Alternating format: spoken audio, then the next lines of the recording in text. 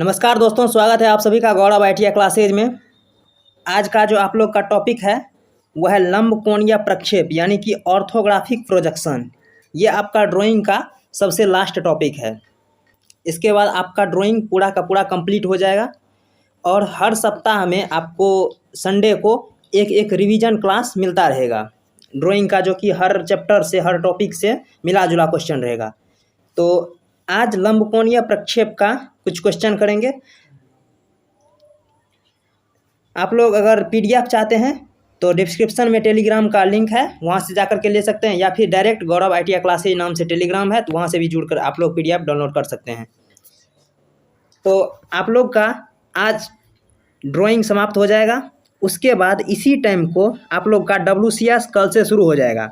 तो कल से आप लोग को WCS का क्लास इसी टाइम को मिलना शुरू हो जाएगा और हर सप्ताह में एक बार यानी कि रिवीजन क्लास आप लोग को संडे को मिलेगा, जो कि ड्राइंग का होगा फर्स्ट ईयर के लिए।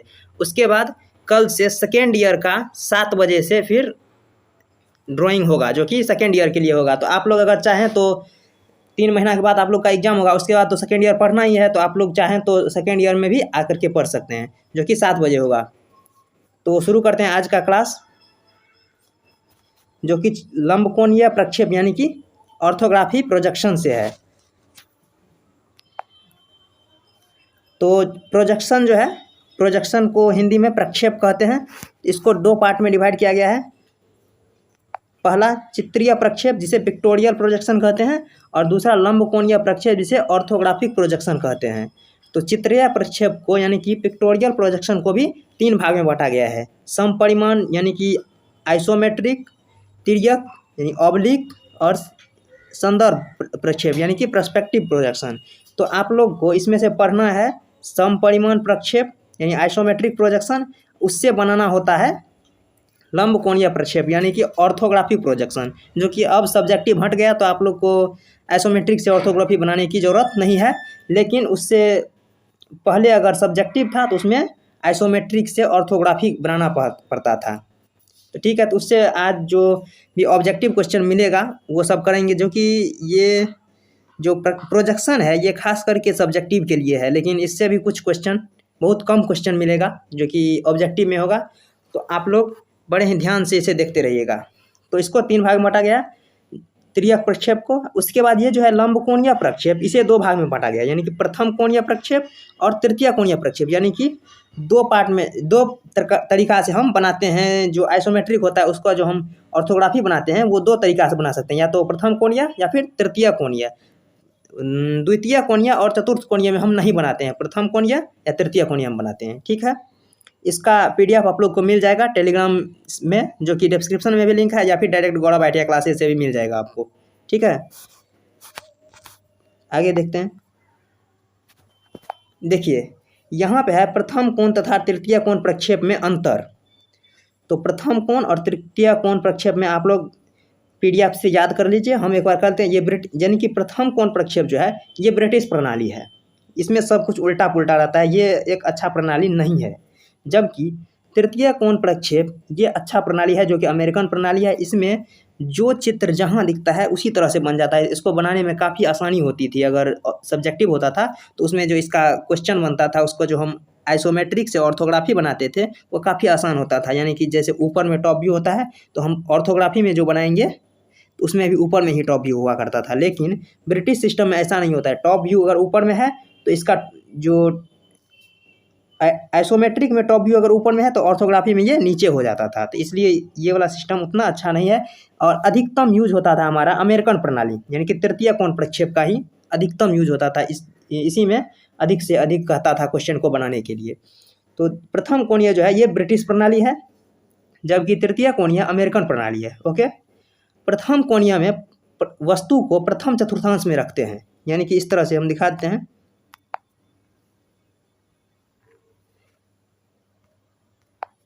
इस तरह से हम जो चतुर्थांश बनाते हैं, तो ये जो प्रथम कोणीय है तो उसमें हम यहाँ पे वस्तु को बनाते हैं, यानी कि प्रथम चतुर्थांश में। जबकि तृतीय कोण प्रक्षेप जो है उसमें हम यहाँ पे यानी कि तृतीय चतुर्थांश में हम बनाते हैं।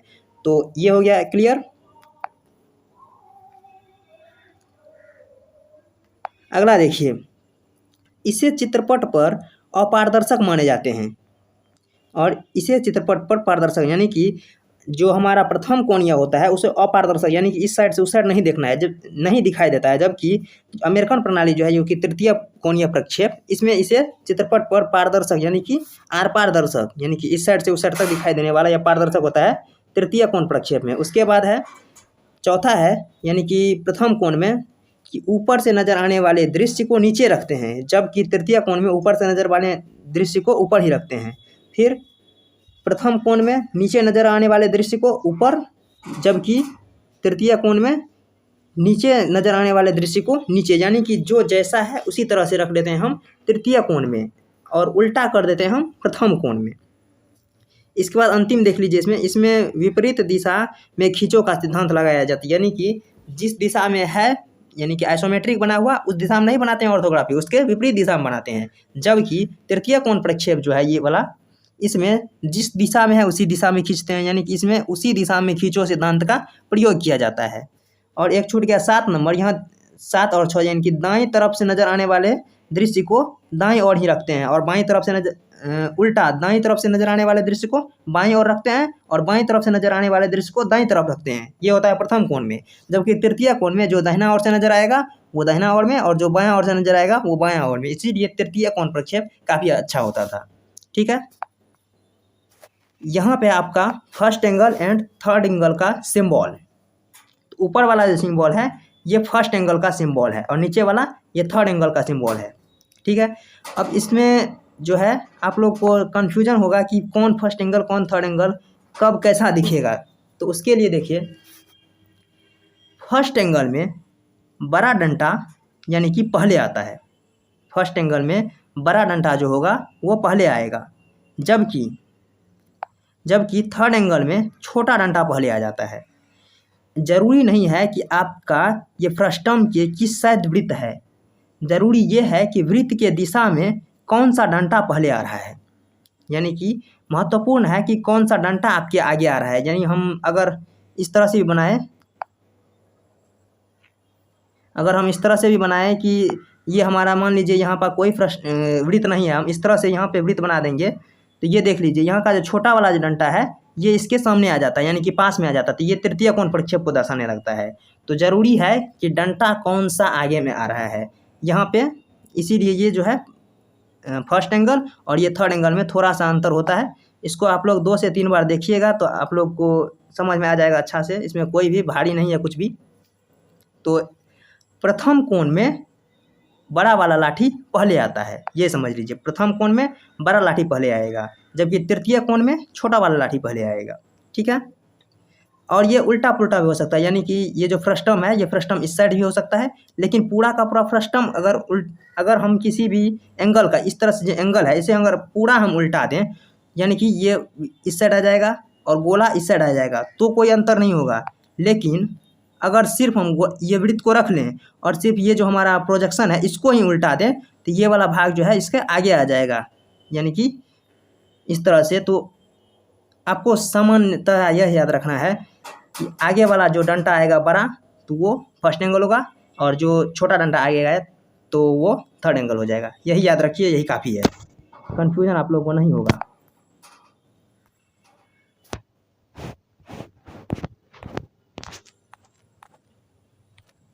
आगे देखिए, ये ऑर्थोग्राफी का चित्र है, यानी कि इसका आइसोमेट्रिक कैसे बनेगा तो हम बना देखो। आइसोमेट्री एक नीचे लकीर खींचा जाता है, उस पर 30 डिग्री पे, यहाँ पे 30 डिग्री पे एक खड़ा हो जाएगा, फिर इधर 30 डिग्री पे, उसके बाद फिर यहाँ से 90 डिग्री, यहाँ से 90 डिग्री, यहाँ से 90 डिग्री, उसके बाद इस तरह से मिलाया जाता है। तो ये प्रोजेक्शन बनता है जो कि ऊपर वाला टॉप होता है, इसके एक साइड फ्रंट व्यू होता है, दूसरे साइड व्यू होता है, वो जो कि लिखा हुआ रहता है। ठीक है, यहाँ पे हम उसका जो है PDF नहीं ले पाए, यहाँ पे स्लाइड। अगला वही, यानी कि यहाँ पे फ्रंट व्यू है, यहाँ पे साइड, यहाँ पे प्लान यानी कि टॉप व्यू को प्लान भी कहते हैं। ओके, ये है कुछ क्वेश्चन, जो कि पहला क्वेश्चन है लंबकोणीय प्रक्षेप जिसे ऑर्थोग्राफिक प्रोजेक्शन कहते हैं, उसको बनाने की एक विधि प्रथम कोणीय है तथा दूसरी विधि कौन सी है। यानी कि लंबकोणीय प्रक्षेप बनाने की एक विधि प्रथम कोणीय है जबकि दूसरी विधि कौन सी है, तो दूसरी विधि हो जाएगी तृतीय कोणीय। यानी कि यहाँ पे प्रथम कोणीय तो हो जाएगा फिर तृतीय कोणीय, यानी कि इस पर अच्छा से नहीं लिखाता है, तृतीय कोणीय हो जाएगा। यानी कि दो ही सिस्टम होता है, प्रथम कोणीय और तृतीय कोणीय। यहाँ पे प्रथम कोणीय दिया हुआ है तो तृतीय कोणीय हो जाएगा। ठीक है। उसके बाद क्वेश्चन नंबर 2 क्या कह रहा है, प्रथम कोणीय प्रक्षेप में, यानी कि वो ब्रिटिश सिस्टम में कह रहा है कि प्रथम कोणीय प्रक्षेप में प्लान के ऊपर क्या बनाया जाता है। प्लान कहते हैं हम टॉप व्यू को, तो टॉप व्यू के ऊपर क्या दर्शाया जाता है। तो आप लोग हमेशा याद रखिए, जहाँ पे टॉप व्यू होगा उसके विपरीत साइड में फ्रंट व्यू होता है। यानी कि जहाँ पे भी टॉप व्यू होगा उसके विपरीत साइड में फ्रंट व्यू होगा। चाहे ऊपर हो टॉप व्यू तो नीचे फ्रंट व्यू हो जाएगा, नीचे हो फ्रंट व्यू तो टॉप व्यू उसके ऊपर हो जाएगा।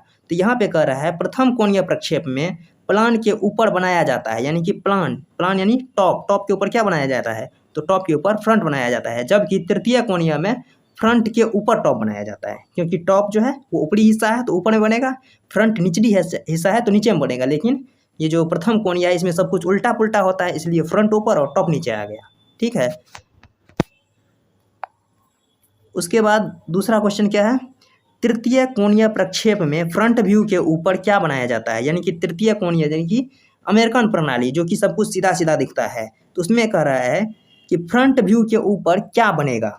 तो फ्रंट व्यू के ऊपर हमेशा टॉप बनेगा, क्योंकि फ्रंट व्यू और टॉप व्यू एक दूसरे के अपोजिट होता है। यानी कि फ्रंट व्यू नीचे तो टॉप व्यू ऊपर, टॉप व्यू नीचे तो फ्रंट व्यू ऊपर, चाहे प्रथम कोणीय हो या फिर तृतीय कोणीय हो।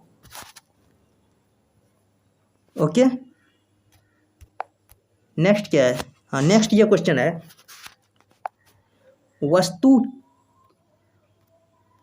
वस्तु के तीर के निशान तीर से चिन्हित सही सम्मुख दृश्य में पहचाने। यानी कि यहाँ पे वस्तु एक बनाया गया है और यहाँ पे तीर लगाया गया है, तो तीर के दिशा में कौन सा पार्ट दिखेगा वो ऑप्शन नंबर में दिया गया है क ख ग घ में, तो कौन सा है वही निकालने के लिए कह रहा है। तो देखिए, अगर इस तरह से आप लोग देखें तो ये एक पार्ट दिखता है और एक पार्ट इसके बगल में दिखता है, जो कि अगर हम इधर से तीर जहाँ से बनाया गया है,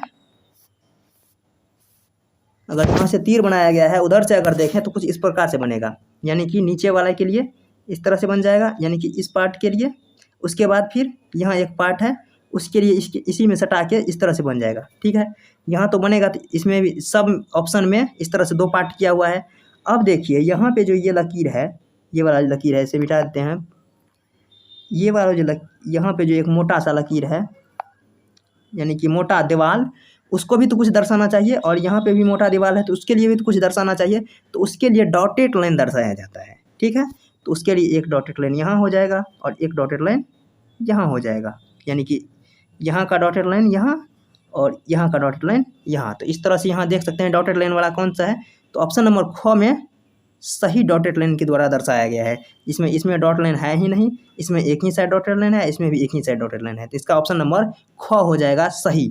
ठीक है, और अगर आप लोग को ये समझ में सही से नहीं आ रहा है, यानी कि ऑर्थोग्राफिक प्रोजेक्शन या फिर आइसोमेट्रिक प्रोजेक्शन, तो इससे पहले जो सब्जेक्टिव वाला जो हम बता रहे थे, यानी कि जब तक में ये घोषणा नहीं हुआ था कि सारा के सारा ऑब्जेक्टिव होगा फर्स्ट ईयर वाला का, तो उससे पहले हम सब्जेक्टिव पढ़ा रहे थे। तो सब्जेक्टिव में हम आइसोमेट्रिक और ऑर्थोग्राफी में बहुत अच्छा से 3-4 वीडियो अपलोड किए थे, जो कि इसी तरह पर आधारित है। तो आप लोग पहले वहाँ पे वीडियो देख लीजिए, उससे आपको पूरा का पूरा आइसोमेट्रिक और ऑर्थोग्राफी का पूरा खेल समझ में आ जाएगा। उसके बाद अगर इसे बनाएंगे तो ये आपको हलवा लगने लगेगा। ठीक है, तो इसमें क्या कह रहा है, वस्तु के तीर से चिन्हित ऊपरी दृश्य को सममितीय दृश्य में पहचाने। यानी कि ऊपर से जो तीर दिखाएगा तो वो किस तरह से बनेगा उसको पहचानने के लिए कहा जा रहा है। ठीक है, तो ऊपर से अगर दिखेगा तो एक तो टी दिखेगा इस तरह से,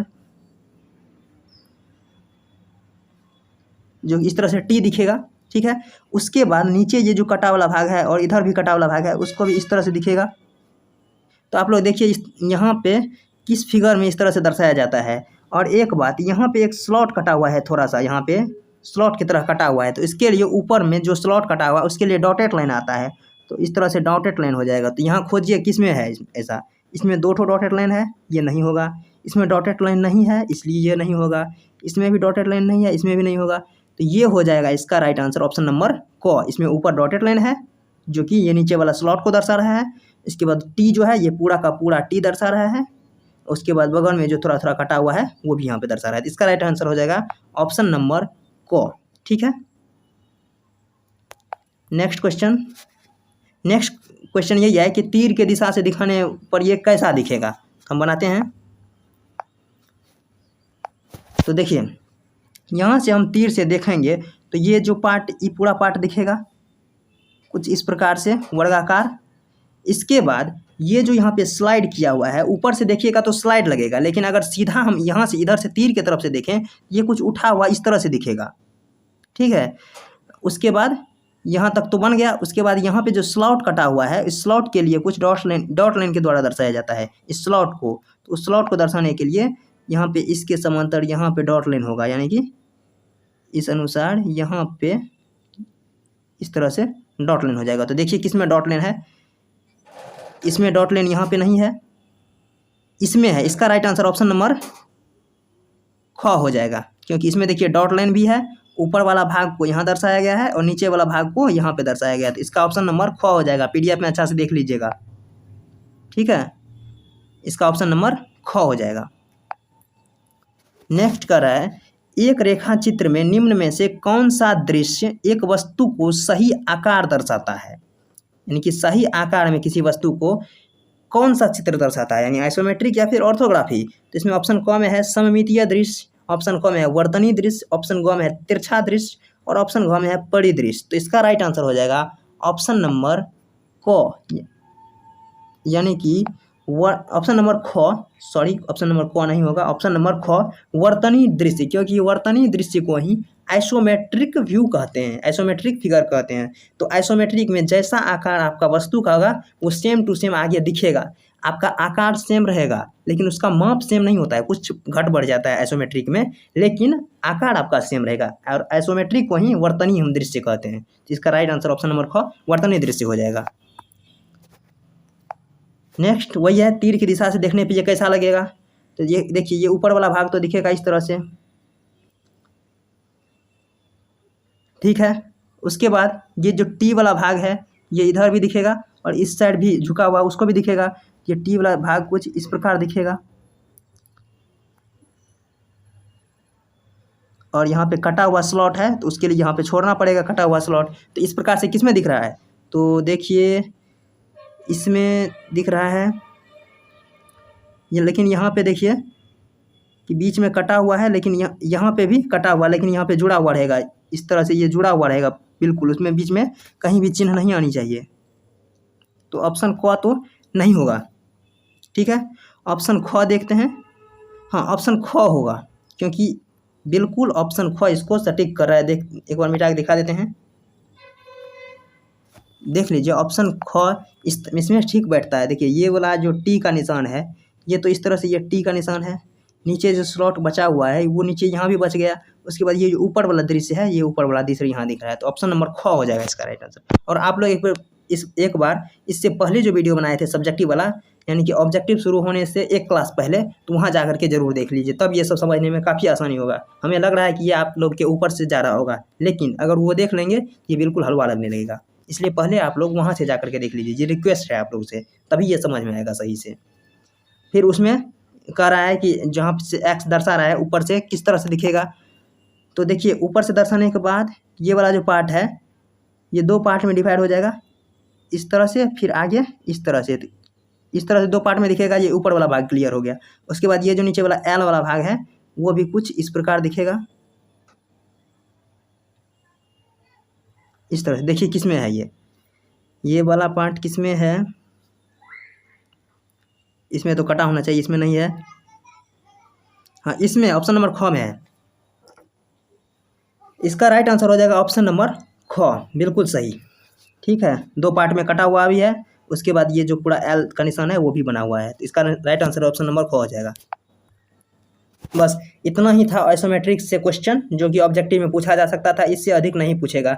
तो आप लोग इससे पहले जा कर के ज़रूर देख लीजिए सब्जेक्टिव वाला, उसके बाद ये चैप्टर काफ़ी समझ में आने लगेगा। लेकिन ये आप लोग को बिना सब्जेक्टिव का एकदम लगेगा बिना नमक का रोटी खाने जैसा, मतलब कि अच्छा नहीं लगेगा, तो पहले जाकर के सब्जेक्टिव वाला देखिए, उसके बाद इसको देखिए तो बिल्कुल समझ में आ जाएगा। कोई भारी नहीं है, बिल्कुल आसान है। सबसे आसान चैप्टर हमको यही लगा आइसोमेट्री की, लेकिन बच्चा को सबसे भारी लगता है। कारण यही उसे ध्यान से नहीं देखता है या फिर उससे पहले वाला वीडियो नहीं देखता है। ठीक है, इसी के साथ आज का वीडियो समाप्त करेंगे।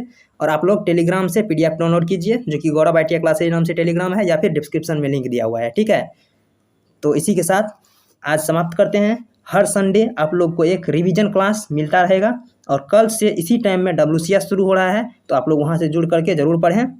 और 7 बजे से यानी 1 घंटा पहले आप लोग का सेकेंड ईयर का ड्राइंग होगा। तो आप लोग सेकेंड ईयर में भी 3 महीना बाद जाने वाले ही हैं, इससे पहले ही अगर आप लोग तैयारी करना शुरू करते हैं तो कर दीजिए, क्योंकि वहाँ पे हम सब्जेक्टिव के साथ ऑब्जेक्टिव पढ़ाएंगे। क्योंकि DGT ने ये क्लियर नहीं किया गया है कि सेकेंड ईयर वाला के लिए सिर्फ ऑब्जेक्टिव ही पूछेगा, यानी कि 2020 में जिसका एडमिशन हो गया वो अभी सेकेंड ईयर में है, तो उसके लिए क्लियर नहीं किया गया है। किसी किसी लेटर में इस तरह से दिया गया है कि करंट सेशन का ऑब्जेक्टिव क्वेश्चन होगा। तो करंट सेशन में 2020-22 वाला भी आ जाता है, 2021-23 वाला भी हो जाता है, लेकिन फिर कहीं लिखा होता है 2021 वाले के लिए ऑब्जेक्टिव है। तो इसमें थोड़ा सा कन्फ्यूजन हो जाता है, इसलिए ऑब्जेक्टिव और सब्जेक्टिव सेकेंड ईयर के लिए दोनों चलेगा। तो आप लोग वहाँ से जा करके पढ़िए, आप लोग अच्छा से तैयारी कीजिए, ताकि सेकेंड ईयर में आप लोग को अधिक लोड ना पड़े। ठीक है, इसी के साथ आज का वीडियो समाप्त करते हैं। जय हिंद, जय भारत।